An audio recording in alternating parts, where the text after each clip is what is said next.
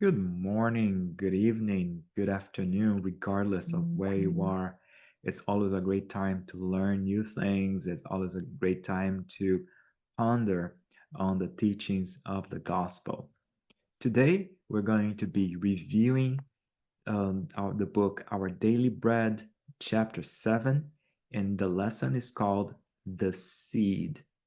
Before we begin, I'm going to take this opportunity to thank Kardec Radio. Kardec Radio has programs like this one in several platforms that help spread the great news and the teachings of the Spiritist doctrine in the English language. So, not only here, not only on Facebook, on YouTube, but also on other platforms, just like Twitter, which was formerly known by XX, which was formerly known as Twitter, and also, they have their own app that provides podcasts with interesting discussions, such as this one. Before we begin, let's say our initial prayer. Let's close our eyes.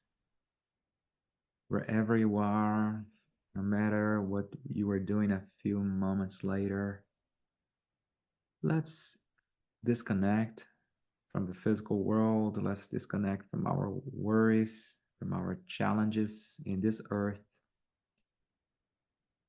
Let's take a deep breath and connect our minds and our spirits to our spiritual friends who are out there looking out for us, who never give up on us, and who are always inspiring us and who are sending positive energies to us. We thank for all the teachings and the blessing of learning. May our eyes and hearts be open to all the teachings that we receive, not only formally in our studies, but especially the lessons that life offers us. So be it. Thank you. Again, today we're going to be discussing chapter 7 of the book, Our Daily Bread. The name of the lesson is The Seed, and it is based on Paul, the first letter to the Corinthians, chapter 15, verse 37. And the passage goes as follows: When you sow, you do not plant the body that will die, but just a seed, perhaps of the wheat or something else. Again, that's Corinthians chapter 15, verse 37. And it's kind of interesting that we see again a teaching that is coming to us through a simple example, through something as mundane as a seed. Emmanuel explains here to us that, quote, as we observe things within the tasks assigned to nature, the seed represents the sacred role of priestess of the service of the Creator and of life. So let's just reflect on the analogy here that the seed is something so small, but anything starts from a seed. Anything in the universe has a beginning, has a small beginning. Even the universe itself is started as a singularity, as a point that exploded and expanded and has been expanding still. Emmanuel continues here as glorious heirs to divine power. Nature cooperates in the evolution of the world and silently transmits the sublime lesson full of infinite values to mankind. So again, Emmanuel is referring again to the lesson of the seed and how nature offers us lessons.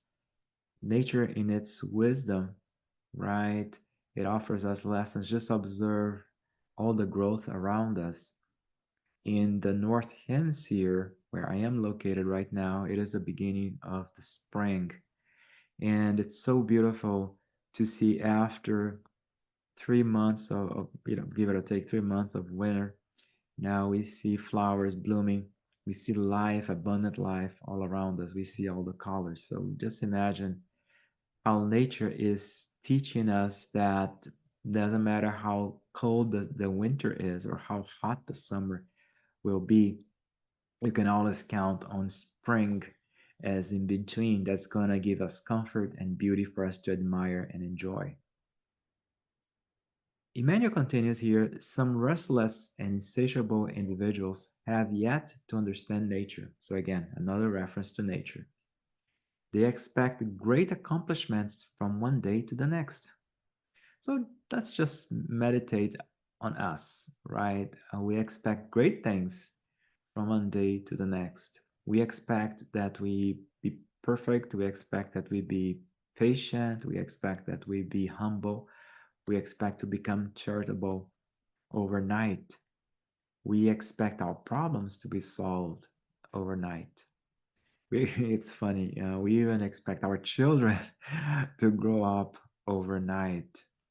But again, that's not the nature. Nature doesn't show us that. Nature shows that everything happens in stages and that each stage is necessary from the beginning, which may be very humble, as we see the way it happens with the seed, all the way to the end of the development cycle, which many times is a beautiful, luscious, large tree. But it's just that from the seed to a tree, there is a gap of years. So again, nothing in nature happens like that. So why would we expect ourselves to reach the next level overnight? So Emmanuel continues here in his explanation. They forcefully impose their tyrannical measures by the use of power, arms, or otherwise betray the profound laws of nature. And again, Emmanuel is referring again to the laws of nature that do not allow anything to happen immediately. They accelerate the processes of ambition, establish transitory control, glorify themselves over fictitious conquests, become aggrandized, and fall without even succeeding in accomplishing any sanctified edification for themselves or for someone else. So, our tendency as human beings is to go through life like that, forcefully imposing our tyrannical measures, or at least trying to forcefully impose our will. And we expect everything in nature to obey our demands, even ourselves, not only others, but ourselves. We expect everybody around us to be more patient. We expect everybody around us to be kind and generous, especially when it comes to us. And we forget that also we gotta give time to those who are around us the same way that we expect others to give us time as well to flourish. Interestingly enough, again, going back to the whole concept of the universe, even the universe had a beginning. The only being in the universe that has never had a beginning and who will never have an end is God itself. Everything else has a beginning, has a starting point. So why should we be tyrannical? Why should we expect? Why should we be forceful about the happenings, about the events of our lives, about our accomplishments? And here, when I refer accomplishments, I'm not referring necessarily to the physical accomplishments, but especially the accomplishments inside us. Because how many of us can be extremely successful in the eyes of humankind and be miserable and unsuccessful as spirits? Let us remember the image of Christ, who amongst men, who at face value would be considered as a failure, but who indeed was the most advanced spirit who came to earth, who incarnated on earth, since he only incarnated once in the physical body. So let's just imagine that. How many of us spend so many time, so much energy and ambition, so much energy pursuing the wrong things? And so many individuals are considered to be triumphant by the eyes of humankind, who ended up failing as spirits. So Emmanuel reminds us here that those people the ones who try to succeed in accomplishing these physical victories, forgetting about the sanctified edification for themselves or even for others. So Emmanuel continues here his explanation. They have not learned the lesson from the minuscule seed that provides wheat for the daily bread and guarantees life in all regions of planetary struggle. To know how to commence constitutes an important service. So, again, everything has a beginning, and it is important for us to understand what that starting point is. And again, in our impatient as imperfect spirits who we are expecting so much of the universe in terms of material accomplishments for us, for ourselves, in terms of material glory for ourselves, sometimes for our loved ones, but a lot of times even successes that we desire for our loved ones are actually, we expect those to be a reflection of ourselves. Just imagine, again, talking about our children, how many of us expect our children to be successful by the eyes of the world, forgetting that according to the gospel, according to Spiritism, our mission as parents is to guide those spirits in their path of evolution, is to help them grow spiritually. And yet, we spend so much energy enforcing uh, our uh, our ambitions in our children, inculcating in our children the importance of material successes as opposed to spiritual glory. And Emmanuel again reminds us here to know how to commence constitutes an important service. So we can all start somewhere. We can all start as a seed and looking for these spiritual accomplishments, looking for those spiritual glories, looking for that spiritual development. But we are still seeds. We're still closer, much, much closer to the minuscule seed than to the luscious tree that can provide so many delicious and nutritious fruit. We're still so much closer to the beginning. So it is important to understand that it is okay for us to make mistakes. It is part of our learning. It is part of our growth for us to make those mistakes. As a matter of fact, it's good that we make those mistakes now, because the sooner we make those mistakes and we recognize that those are mistakes, the sooner we do wrong things, but we try to understand our shortcomings, the sooner we will get those better, lack of a better word defects in ourselves, and to and bring ourselves back to the straight path. Emmanuel finalizes the message here, reminding us that, and I quote, in the redeeming effort, it is necessary not to lose sight of small possibilities, such as a gesture, a conversation, an hour, a phrase, which can be the instrument of glorious seeds for moral edification. Therefore, it is indispensable never to disregard them. And again, going back to our need to start somewhere. A lot of us, we observe great spirits who came to earth and who provided us with such great contributions, who made such great and valuable things for humankind. We see spirits who came to earth and produced immortal music, music that is so beautiful that people still listen to it in this day and age. We see people of science that made amazing discoveries, who elaborate interesting theories, and who dissected the universe for us. So those spirits had these amazing missions. And also we see very, very altruistic spirits who came to earth and who produced so many charitable deeds, who impacted positively the lives of so many people. And we are so impressed. And a lot of times we actually demand of ourselves to be in that level. However, Emmanuel reminds us that we have to start somewhere.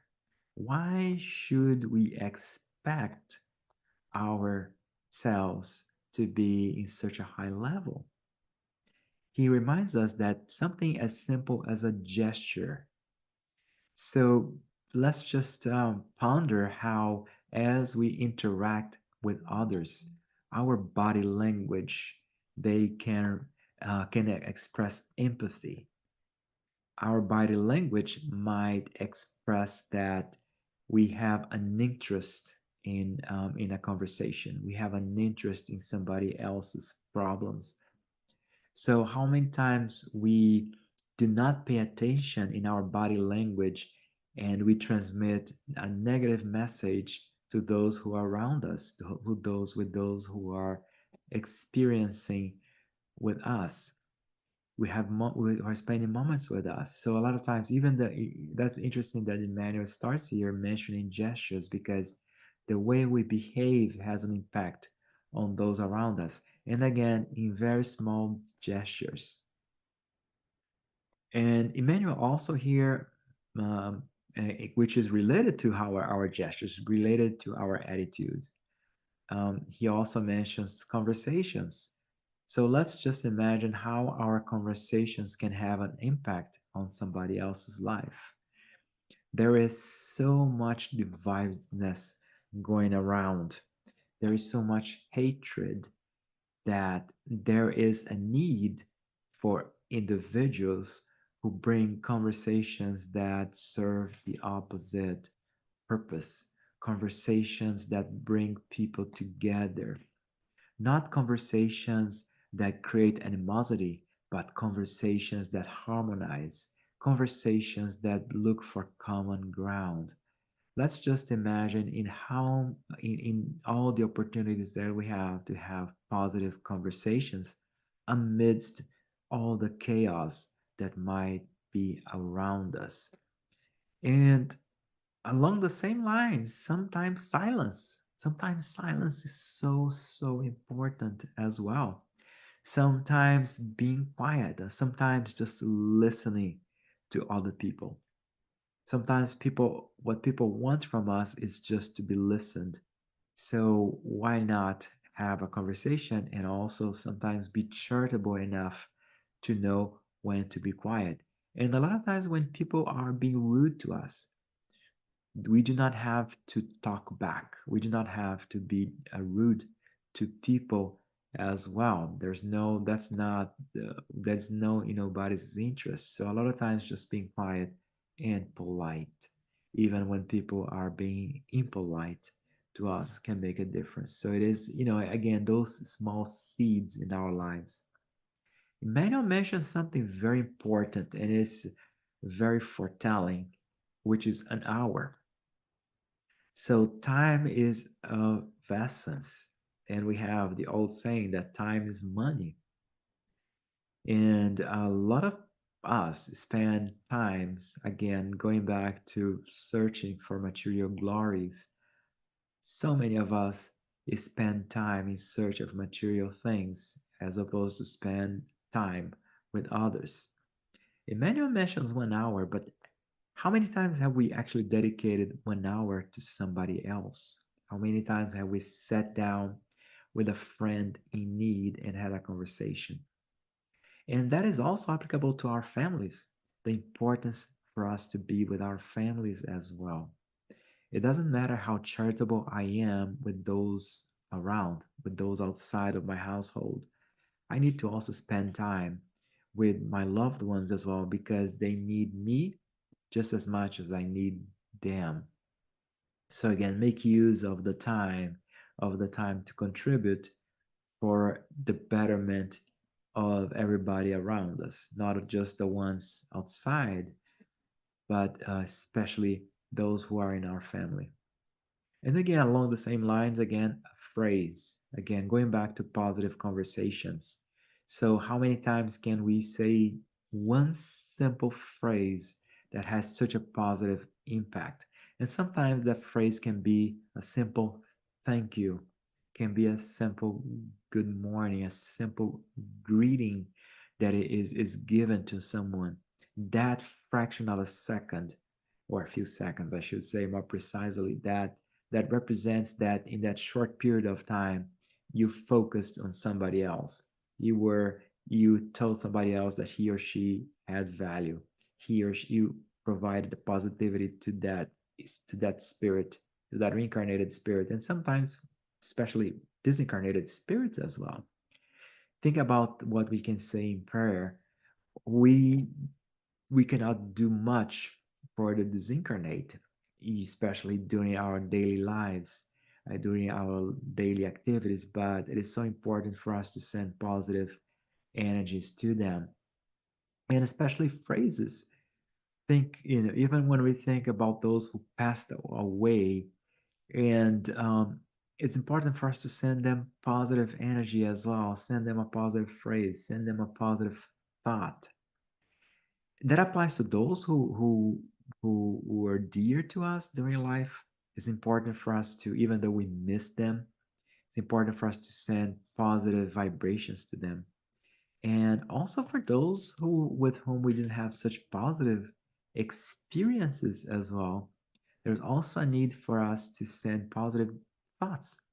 And if somebody hurt us during this lifetime, and he or she has already passed away, has already disincarnated, it is always important for us whenever we think about that individual, instead of have thoughts of resentment, actually have thoughts of forgiveness. Tell that individual that where in the spiritual world he or she is, that you have no qualms against him or her, and that you wish him or her all the best in future experiences. And again, Emmanuel remembers us, reminds us that all those things can be instruments of glorious seeds for immortal edification. They can be a beginning, and therefore there's an indispensable need to never disregard those moments. So again, we are for the most part, we are imperfect spirits. We are spirits who are still closer to the beginning than to perfection. We're still closer to the seeds. So why not look for those small opportunities, because each one of those is a chance for us to better ourselves into one minute thing. But again, the same way that the seed starts in small, goes through different phases, and at some point becomes a huge tree that produces so many fruits. The same way we started very small, we're still very small, we're still much closer we're still almost at the beginning of our evolutionary path. But again, we start very small, but one day we're going to reach perfection, and we're going to be able to do great things for the universe. We're not there yet, so let's look for those small opportunities that present themselves in our daily lives. Thank you very much for your attention. Thank you for watching this presentation. Just as a reminder, presentations like this are brought to you by Kardec Radio. Kardec Radio, again, is in several platforms. So make sure that you subscribe to the different, to the YouTube, Facebook, follow them on the X platform. If you can, if you're willing, if you're able. Also, they take financial contributions, and the financial contributions are what allows them to be in so many platforms and bring great programs to everybody. All right. In this moment, let's thank thank the Lord for all the opportunities that life gives to us. Opportunities to do what's right, opportunities to provide an impact on someone else or even ourselves. Opportunities to be positive, opportunities to bring edifying energy to ourselves and to others. We ask for the wisdom to identify when the time comes and we can do something that might be impactful to others, something that might help others grow and lift them up. But we also ask for strength to stay true to our spiritual growth, to stay true to what we learn in our spiritual path, and stay truth and observant of all the teachings that we've been receiving through the gospel and also through the spiritist doctrine.